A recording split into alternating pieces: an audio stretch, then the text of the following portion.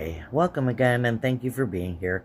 I wanted to just tape a little quick intro, or I'm sorry, record a little quick intro to a variation of our wire wrapped bracelet made using jump rings instead of wire. And it'll be a way for me to show you how to open and close jump rings and how to use them to connect together some of the resin pieces that we've made in our molds that provide us with pieces that contain a hole in them automatically when we're finished making them. So thank you for your subscription, like, subscribe, share, follow, and comment, and let me know how we're doing, how much fun you're having, and some of the other techniques that you'd be interested in working on as we go forward. Thank you.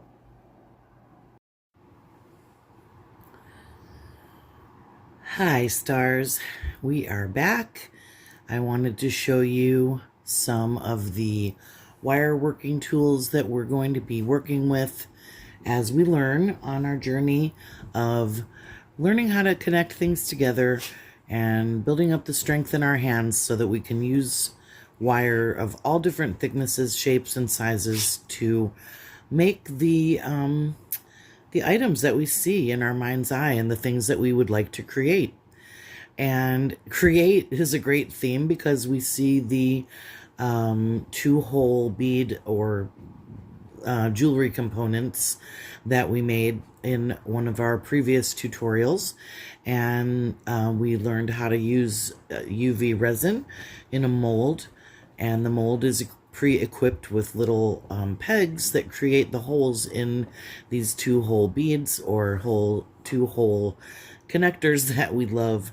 Well, personally, I love making them because when you are a jewelry designer, you need some pieces that have substance, substantial size and shape. In this particular case, these were custom designed with custom made color and a certain custom made lettering, which were of my choice. And as you can see here, I will be pairing them with a clasp, a hook and eye clasp with made with beads, which I have made with wire.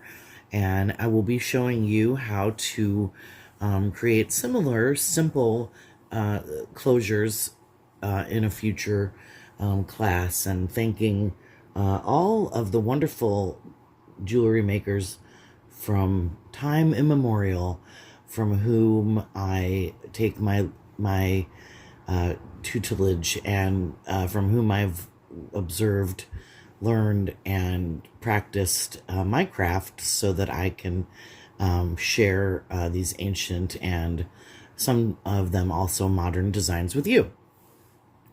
And so these tools here, we have some needle nose pliers, and this plier has a flat inner surface that is good for gripping the wire. That's called a flat nose plier. These two are cone shaped with a slightly smaller one and a slightly larger one, and these tools are called needle nose pliers, but these particular ones are known as round nose pliers. And this one has a built-in wire cutter, and this is very old, so I don't use them very much, but if you can see that the cylinder or cone shape of the top pair is much, much larger than the cone size of the smaller pair, and so these ones are great if I ever need a larger circle, which I have used those to make the larger circle on this clasp so that it has plenty of a big enough hole for the that'd be funny if it didn't work. I just closed it up a little too tight. But anyway, plenty of room for the loop, for the hook to go inside of the loop. And we can always open that up a little bit more if we need to make it easier. And these are some cutters. They're called flush cutters, and they're flat on this surface. And on the inner surface, they have what I guess it's called a beveled edge. It's don't know if you'll be able to see this, but if you cut the wire right at the flush part, you'll get most often a sort of flat surface, like a tabletop. And if you cut this way, then what you're gonna end up with will be, let me see if I can get that in focus. It's a chiseled edge, and it's very sharp. So anyway, when you're making things like a clasp, usually you're going to do something like what I've done here, which is turn it into a loop so that that sharp edge won't be touching anyone, or, you know, you'll tuck them in, or you can, you know, file them or give it a light sanding, or even, you know, sand it with a Dremel tool or something like that. All right, and now speaking of connecting things together, so generally the two tools that we have in our hands the most are the flat nose plier and the round nose plier, and you're going to be putting them down and picking them up quite a bit.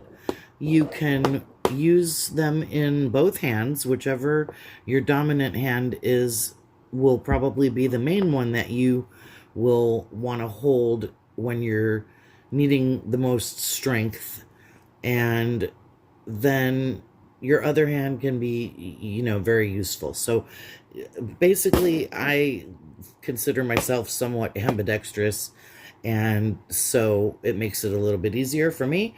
But a lot of that, honestly, has come from doing crafts, doing arts and crafts, and doing these technical skills that I'm learning and trying to teach you. So here's a jump ring. And when you see someone go, I'm going to ruin this jump ring right now on purpose, okay? When you see someone open it like that, they are ruining it. And I just ruined it. So I'm going to put it over here. I'm not going to use it because it's been weakened structurally because of things that are about metal that make it harder or softer depending on what you do with it. And so once these things have been made into this lovely little circle, we want to keep them in a circle as much as possible. So to open up this thing, this jump ring, what we're going to do is we're not going to open it out and away from each other. We're going to open it so that these two halves, they move past each other like a door opening. The door is going to open, and the door jamb is going to stay there. And this is where it gets a little tricky. I'm holding it in my dominant hand with the flat nose plier. I'm gripping it pretty hard. There's, you know, going to be a lot of opportunities to move your tool around, move your item around, adjust your grip, make sure you're comfortable. And these things will kind of happen microscopically while I'm working. You might not notice them, but all the little movements that I just made were me opening and closing the pliers a little bit, moving the jaws of the pliers up and down to get it exactly as close to the tip as I can, close to the opening, which is right here. And what I'm going to do is I'm now going to take the other half of this round jump ring in my round nose pliers, and you can also get a second set of flat nose pliers if you want to make this easier. And what I'm going to do is I'm going to take them, and with my dominant hand I'm going to bring the flat nose pliers towards me, and with my non-dominant hand I'm going to bring the round nose pliers towards the table and away from me. So up, down. Okay, real careful right now, just a couple of millimeters. And you're going to have to push a little bit because it takes some strength to move metal. And as you can see, we've got a nice opening here. And when we close it back up, for the most part, as long as I didn't distort it when I opened it, as you can see if I hold it like this, the circle's going to be still pretty nice and round. Okay? To the degree that I have ruined it, quote unquote, I can pretty much fix it by closing it back up again. So the first piece that I'm going to place on this jump ring is I'm going to place this clasp, and then I'm going to take my letter C, and I'm going to place my letter C. I'm going to make sure when I'm adding these that all the letters will be facing in the same direction. And if you end up putting something on, quote unquote backwards or whatever, you can easily just move it, open this up again, put the thing on the other way, and move it back around.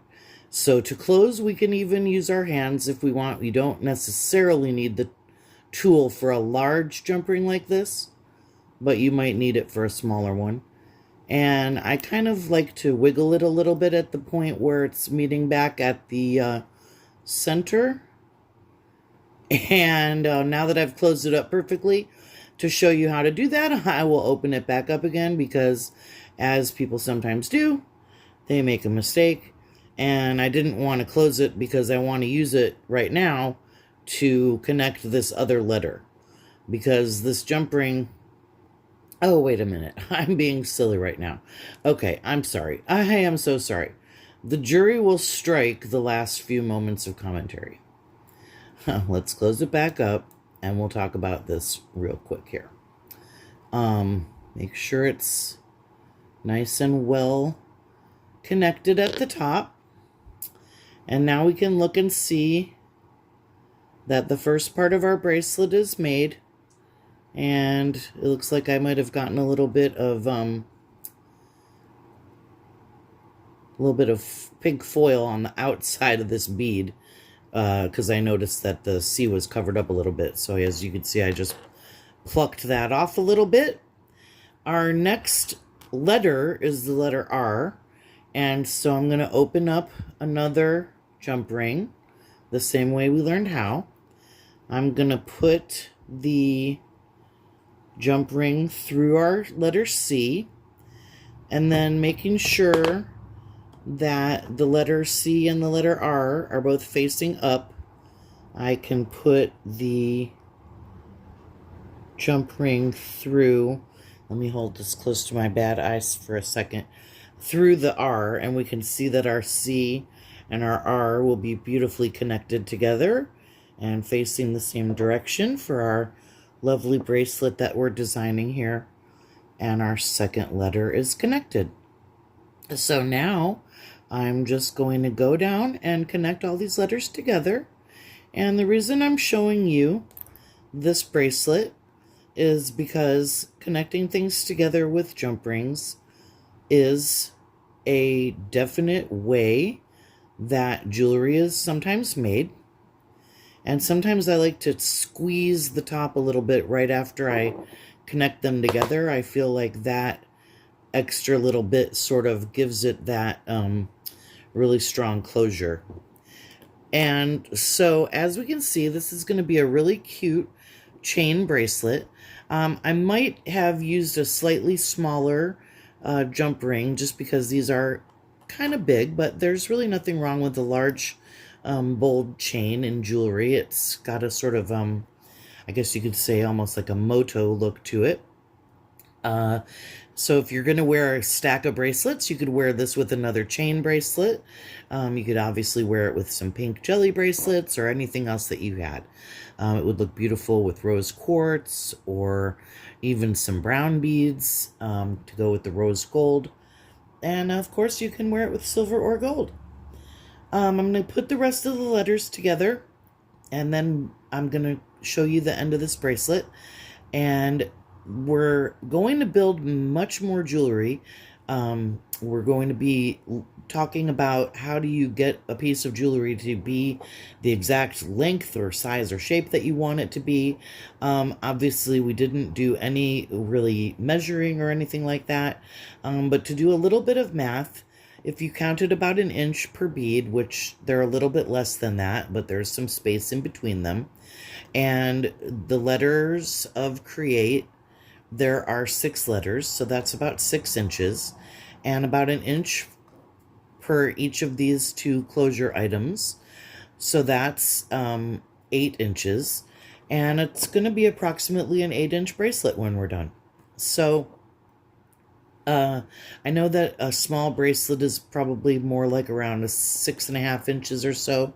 7 or so would probably be about a medium, and 8 would be about a large, 9 would be about an extra large, and 9 or 10 is probably going to fit most average sized men and larger people. So I do always try to be cognizant of size inclusivity and make sure that people who are any size can wear jewelry that makes them feel empowered, strong, and beautiful.